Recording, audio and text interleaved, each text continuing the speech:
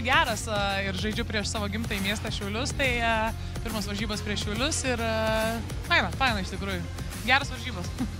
Ar viskas pavyko tavo akim pagal planą, kurį treneriai taip pat brėžė prieš šias rungtynes, atrodo jau nuo pat jų pradžios nurūkot į priekį? Tiesiog bandėm neatsipalaiduoti, plano visiškai pilnai neįvykdėm, tikrai turim ant ko dirbti ir daug dirbti ant to, bet padarėm, ką galėjom, stengiamės ir tiesiog gavom rezultatą maždaug kokį norim. Kiek jaučiasi tai pačiai būnant aikštelėje, kad jūsų sezonas klubo prasidėjo anksčiau, jau tarkim prieš 2 savaitės, o Šiauliai tik pirmą kartą oficialias rungtynes dabar žaidė. Ar jautėsi tai aikštelėje, tavo akim?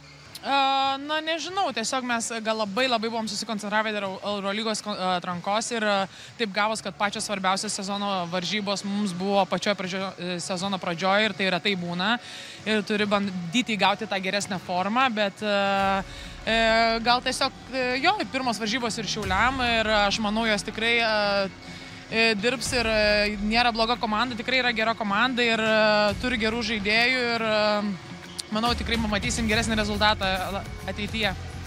Kiek tas sirgalių palaikymas, aš matau ir tarp kėlinių, ir po kiekvieno ketvirčio tau neduoda lengvai išeiti iš aikštelės, mažieji sirgaliai taip pat prieina, prašo nusifotografuoti.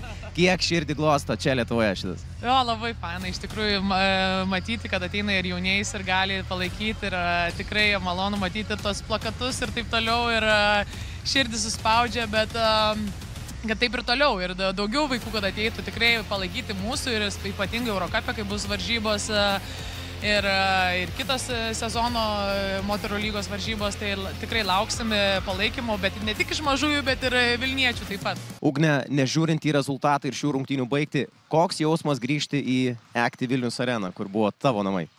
Nežinau, geras jausmas, ganėtinai keista žaisti prieš tos pačius veidus, su kuriais trenirausi ir žaidžiau praeitais metais, bet nežinau, faina. Keista, bet faina. Pati papasakok šiek tiek iš to, kas vyksta ir treniruotėse, ir rūbinėje. Ko tikėtis šiame sezone? Ar turėsit visai smagų, gerą kolektyvą ir ko pati tikės?